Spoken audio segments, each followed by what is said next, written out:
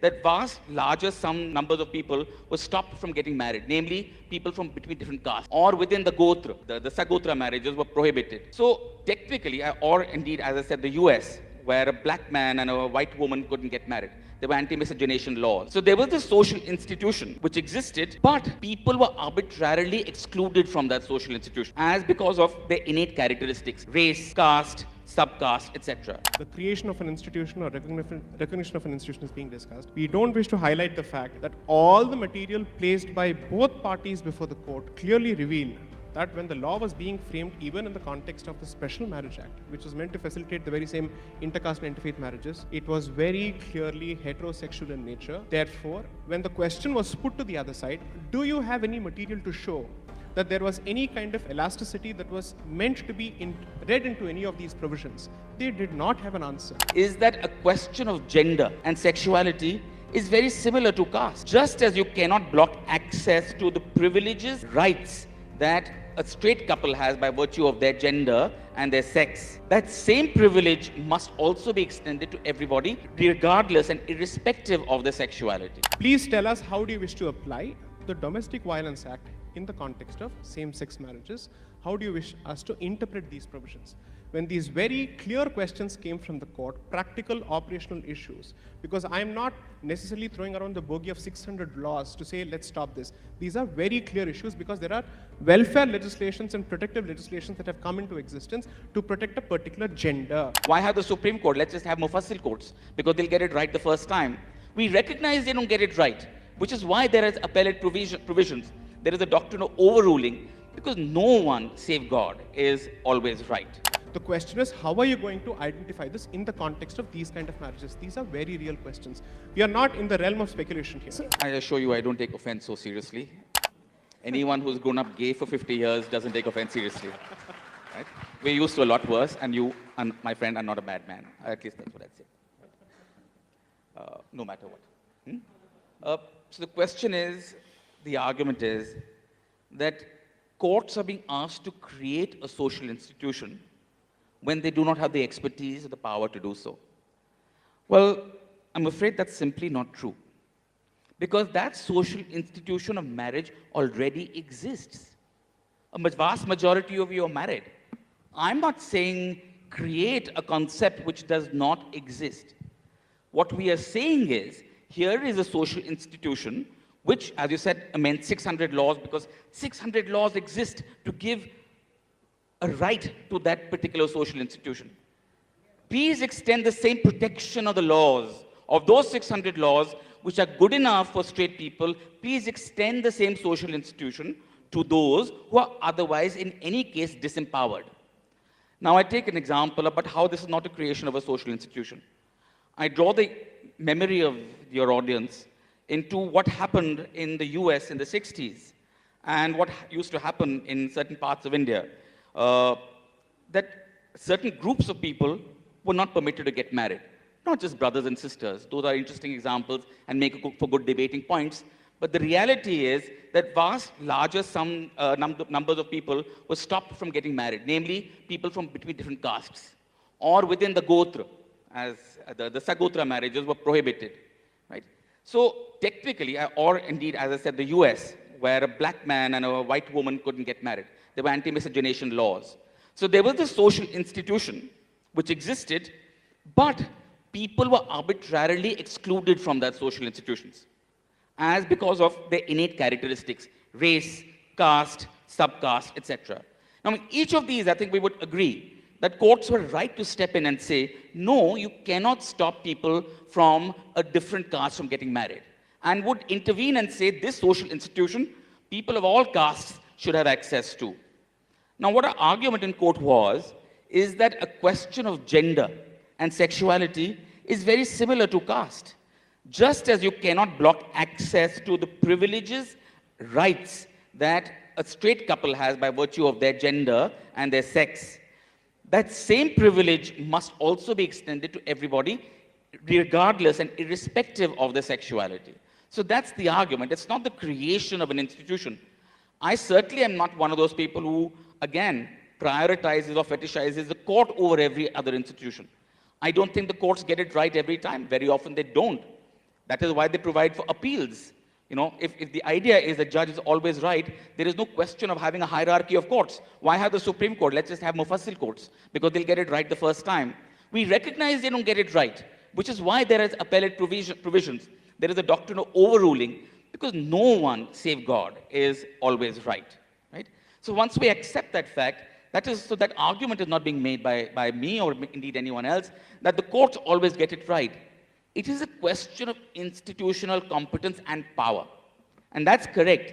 I would say that in matters of fundamental rights, where the very dignity of a person is involved, when the identity of a person says, I can no longer get married because my nation abhors me and does not permit me to live freely, openly, and joyously with the person I love, that frames their own sense of self, that touches their fundamental right, their idea of their own existence.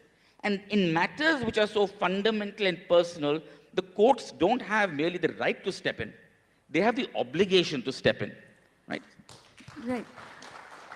Can I? So, I want to, unless you're going to make a radically different point, because we are kind of I have circling. just one point.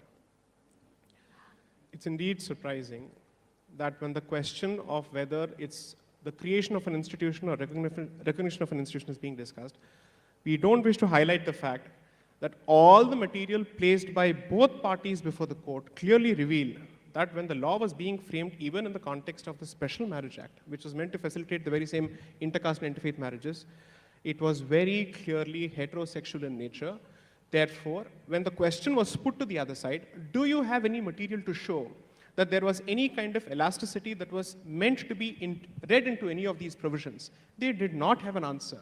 The second question the court specifically asked was this: please tell us, how do you wish to apply the Domestic Violence Act in the context of same-sex marriages? How do you wish us to interpret these provisions? When these very clear questions came from the court, practical operational issues, because I'm not necessarily throwing around the bogey of 600 laws to say, let's stop this. These are very clear issues because there are welfare legislations and protective legislations that have come into existence to protect a particular gender. The question is, how are you going to identify this in the context of these kind of marriages? These are very real questions. We are not in the realm of speculation here. So, Sai, just to keep the audience with us, here's and I'm just using the moderator's prerogative to cut you off here, Saurabh, to say that a lot of this will evolve. None of the laws that we've had 60 amendments and more of the Constitution, and a lot of things keep evolving as society changes, you know. Let's go back to dowry, widow remarriage, child marriage, property rights, even women's right to their parental and ancestral property changed as recently as 2005. Through legislature or judiciary? Through legislature. Thank you. But I'm saying that things keep changing and evolving. So let's not get into the practicalities of this right now. Let's stick with the principles. I want to bring in a few more because, we're going over the same argument. Do they have right? And it's a fundamental right. Just a couple of points. You've been saying that there is the space for cultural conservatism and that it should have a space in society. And if we're going to say that the Constitution is a liberal document, how are conservative people going to express themselves and what are their rights? So here I'd like to ask you this question, that where would you draw the line on conservatism? If the Khap Panchayat doesn't want women to go to work or to have a gungat, and don't call me a liberal because I've sat in a train full of 6,000 Muslim clerics and asked them, why will they speak with a woman who's not a Muslim, but there's not one other woman in that train that was a peace train going from Deoband to Hyderabad. So I don't think that there's anything frozen about the Muslim community or the Hindus. I'm just asking you, when there's all these slippery slides of cultural conservatism, which conservatism do you want should be the arbiter of whether we eat, love, pray, what we wear? The government very often says that they want to define that. Is your visual image of conservatism going to limit itself only to Khap Panchayats? Are you saying that there are no other shades of conservatism which are sophisticated? No, many. Like a father that does, there are many. No, I felt that the example was perhaps it was stereotypical. No, I was just evoking the easiest shorthand. So that's the problem with the shorthand because then it loses nuance. The point I'm trying to make is this. I am not on the question of whether conservatives must have the right to draw a line. The question was entirely in my submission, you can play it out for everybody's benefit, was Do people holding a conservative point of view not have a seat at the table when this issue is being discussed? Are they not participants to this particular discussion in any way? They can be wrong. They can be 100% wrong. But are you going to deny them the right to participate in this discussion by having this closed door hearing, so to speak? Because it is a closed door hearing when the rest of the society doesn't get to participate in it. You cannot compare the scale of this particular discussion or its comprehensive nature or lack of comprehensiveness, so to speak, with what happens in the legislature. So the point is entirely this. I don't think that the conservatives must effectively have the power of veto. That's not been my position. But they certainly have the right to participate in those conversations. And this forum and the nature of this proceeding does not lend itself to multi-party stakeholdership representation, thanks to the nature of the forum. It's not on this particular issue alone, on several other issues. So I'm not going to sit and say, this should be the line that conservatives must draw. Did you see me ventilate that particular position in court? No. Because I don't need to make that particular argument. The entire argument was, give us a seat at the table. Don't make this an elitist conversation where we have absolutely no space whatsoever. That's been the nature of the discussion. That's been the ask. So why do we need to actually look down upon the conservative position? May I ask you a question here? Please. Saurabh, how would you respond to? Well, that argument, if stretched to its logical conclusion, would require us to erase courts from our constitution altogether. Because every time courts decide something, for instance, in a matter of fundamental right of free speech, right? It's not as though they're deciding that this is valuable free speech or not, that they'll conduct public whole surveys and then take a decision. They're obviously not. So if every time the courts are supposed to give everybody a seat at the table, so to say, then they will never decide a case because that's not how a judgment is made, right? There are two parties before the court, and very simply, someone as competent as I is also free to come and put the conservative point in court. That happened, right? We heard the government making arguments which were against the liberal position put forward by the petitioners. So who was silenced? The problem is not that the conservative voice was silenced. The problem was, where was the conservative voice meant to be heard? And I don't believe that there is no place for a conservative voice any more than there is no place for a liberal voice. In a free democracy, in a free country, there is a place for every stream of thought, including on this particular podium. The question, however, is that when you say that because there is a lack of hearing of the conservative voice, to me sounds really, if you unplug it enough, argument against the court exercising its jurisdiction in favor of the liberal point of view, right? That's the sum and substance, really, if you unpack the argument. Because how was the conservative position not given a seat at the table, or how was the liberal position given a greater seat at the table? Yeah. Judges are deciding, right? The judges are deciding between left and right, between conservatism and liberalism. Both sides are heard. So if you say the conservatives have no place, well, equally the liberals have no place as well. That's not what happened in court.